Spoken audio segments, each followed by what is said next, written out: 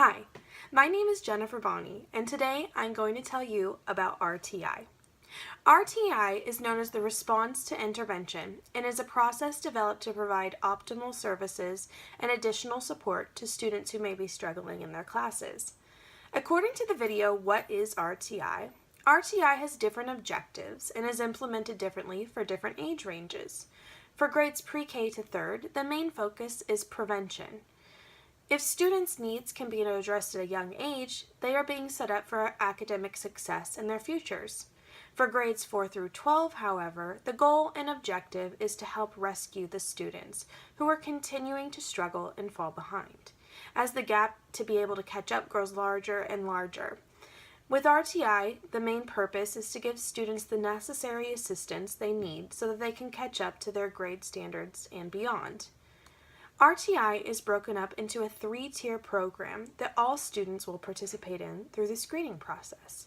In the words of Orhan Kakaraglu, Tier 1 is the least intensive level of service delivery and is comprised of evidence-based instruction, which is being delivered by general education teachers. One of the greatest things about the RTI is that teachers are being thoroughly examined so that students who potentially may not have been taught a certain subject so well are able to go back and analyze exactly what went wrong. So for future information, they know where to improve. Through statistics supported by the video RTI, a tier approach to instructing all students, this method is effective for 80 to 85% of the students. Here I have a little graph I drew, and it shows how the tier system works. So to continue on, for the students who are struggling in Tier 1, they will then move on to Tier 2. Tier 2 scaffolds off of Tier 1 and provides additional instruction and intervention in order to help them reach the level that they should be at.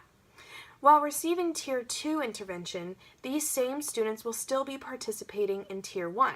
So not only will they be receiving the normal amount of instruction time with the rest of their class, so they are remaining current and up to date in exactly what is going on, but on top of that, they will be receiving an additional 30 minutes or so of individualized instruction based on what their specific needs are. At this point, however, there are some students who will be struggling.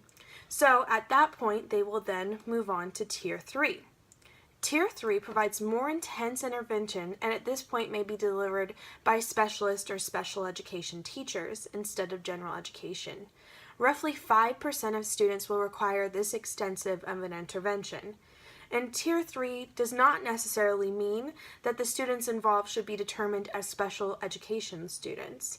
The 3-tier system is developed so that as educators, we can ensure that all students are receiving the individualized support that they may require. And also, as it scaffolds off of each other, they are building on top of everything else so that someone in Tier 3 is really receiving an intensive amount of specialized care for their own selves. Another method similar to RTI is the IQ discrepancy model. As represented in the IRIS RTI module number 1, in this method an average curve is determined and all students are given a test. So as you can see, this is what's known as a bell curve, and statistically what they do is determine what the average or normal score should be. So here it represents students who are above average, and here it represents students who are not performing as well as they should be.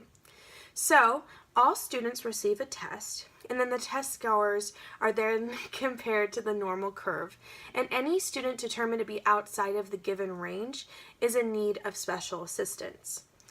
This is a traditional model that is then used to determine whether a student is in need of special education services or may have a learning disability. Although this sounds like a very effective model, there are some downfalls. For younger students in particular, the normal curve can sometimes fail to determine those who are beginning to fall behind, since the curve will not show a drastic enough outlier. As you can imagine, the information that's available to attest on in, let's say, kindergarten, first, second grade isn't very vast. So students who may be beginning to struggle and fall behind can still test at a fairly normal level. Versus, let's say, high school, for instance, some students fall behind so far that they may have a 4th or 5th grade reading level in 9th or 10th grade. So in that instance, the IQ discrepancy model will show the drastic change in how far they have fallen behind through the years. Additionally, in the RTI module, a full analysis of the student's educational background and quality of instruction is reviewed, as to better assist the student. Where the IQ achievement discrepancy model, this review is not conducted. Therefore, ineffective instruction cannot be ruled out as a reason why a student may be struggling. Let's say, for instance, that in 3rd grade your teacher decided never to teach you long division, and then you move on to 4th grade and you're suddenly struggling. They're not going to know that, hey, you never were taught this certain thing, this certain building block. So in the IQ discrepancy model, it really fails students to be able to go backtrack and teach them what it was that they missed. The tier system of RTI is also just more effective, as the tier system administers an individualized intervention tailored to each unique student's problems. Overall, students will often fall through the cracks through the IQ discrepancy model, and ineffective teaching continues not to be addressed. For these reasons, I recommend implementing RTI over the IQ discrepancy model in school districts. I believe that RTI is a very effective system whose main purpose is to assist every student based on their individual needs. Of course, nothing is perfect, so there still will potentially be students who can coast their way through when in actuality they are in need of the extra help. Furthermore, RTI may put a strain on regular education teachers who would need to provide one-on-one analysis and intervention with potentially 5 to 10 students out of their 30-student class, while still providing exemplary instruction to the rest of their students. This is where the addition of specialist and special education teachers working alongside educators comes into play. That way, we are ensuring that every student is getting their individualized intervention, whilst the teacher's still able to provide this, the education that she needs to all of her students. Ultimately, RTI looks deeper into the issues that are affecting students' abilities to succeed and provides the necessary assistance for them to catch up. I believe that this model should be utilized throughout all grade levels so that teachers are able to intervene the moment issues are detected. Early intervention is the best thing that an educator can do for struggling students, and it is our job to ensure that there is a system in place to make this happen. Through RTI, we will potentially be able to save hundreds and thousands of students from failing, dropping out of class, or potentially not being able to go on to careers because they never reach the level of education that they need to. As any educator would say, our hope is to be able to serve all of our students the best that we can.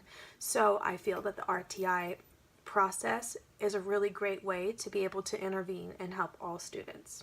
Thank you.